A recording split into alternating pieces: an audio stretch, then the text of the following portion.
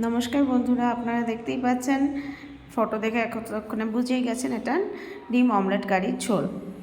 তা এখানে আমি শুকনো লঙ্কা, জিরে, তেজপাতা আর কালো জিরে ফোড়নে দিয়ে দিয়েছি। তাই আমি একটু এর মধ্যে হিং অ্যাড করব। হিংটা দিলে একটু ভালো লাগে। হিং দেওয়ার পর আমি 2 চামচ কোচানো পেঁয়াজ দিয়ে দেবো, এখানে অ্যাড করে দেবো। 2 চামচ পেঁয়াজ অ্যাড করার পর পেঁয়াজটাকে একটু বেশি করে লাল লাল করে ভেজে নেব। যদি আমার এই ভিডিওগুলো ভালো লেগে থাকে তাহলে একটা লাইক, শেয়ার আর চ্যানেলটি দেখার জন্য সাবস্ক্রাইব করে দেবেন।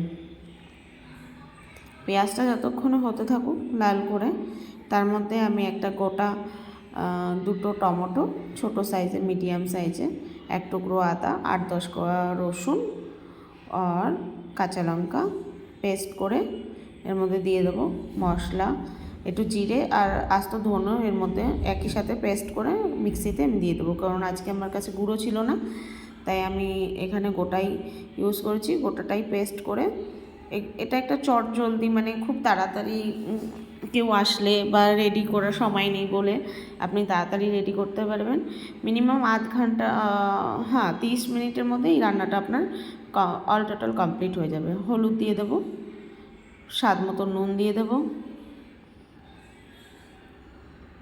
একটু গোলমরিচের গুঁড়ো দিয়ে দেবো।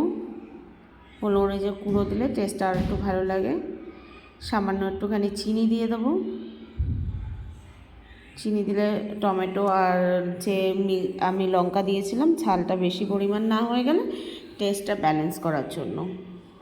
দেখুন, এটা ভালো করে কষিয়ে আসলে তেল ছেড়ে দিলে এর মধ্যে থেকে ভালো করে আমি কষিয়ে নেব। লো টু মিডিয়াম আছে, এটা আমি ফ্লেমে কষিয়ে নেব।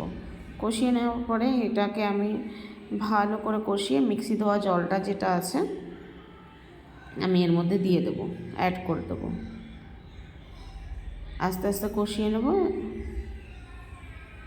কষিয়ে নিয়ে এটার মধ্যে আমি মিক্সি ধোয়া জল অ্যাড করে দিয়েছিলাম।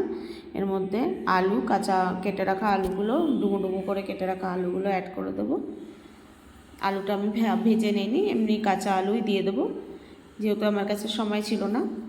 দিয়ে আমি মিক্সি ধোয়া জলটা দিয়ে এবার আমি কষাতে থাকবো।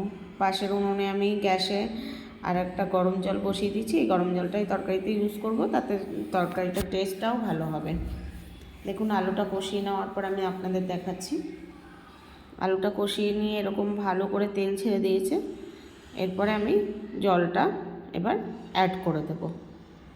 আলুটা আমার ভালোভাবে কষিয়ে নিয়েছি, এর মধ্যে আমি জলটা এবার অ্যাড করে দেবো, গরম জলটা। এবার আমি কড়াইটা ট্রান্সফার করব এই পাশের উনুনে, কারণ এই পাশে আমি তাড়াতাড়ি করে ডিমটা ভেজে মামলেট করে আমি এর মধ্যে ডিমটা কেটে টুকরো টুকরো করে দিয়ে দেবো। যেহেতু আমরা ফ্যামিলিতে 3 জন মেম্বার এখন, তো 2-3 জনের মতন এটা হয়। আমি এখানে ডিমটা ফ্রাই করে দিয়ে দেবো এর মধ্যে। দেখুন, ভিডিওটা লাইক করে দেবেন, শেয়ার করে দেবেন সবার মধ্যে। যদি ভিডিওটা আপনাদের ভালো লেগে থাকে তাহলে আমাকে কমেন্টে জানাতে পারেন। আপনাদের জন্য চেষ্টা করব এর থেকেও ভালো ভালো ভিডিও আনার। রেডি হয়ে গেছে আমার অমলেট ডিমের ঝোল। এই অবধি ভিডিওটার আজকের মতো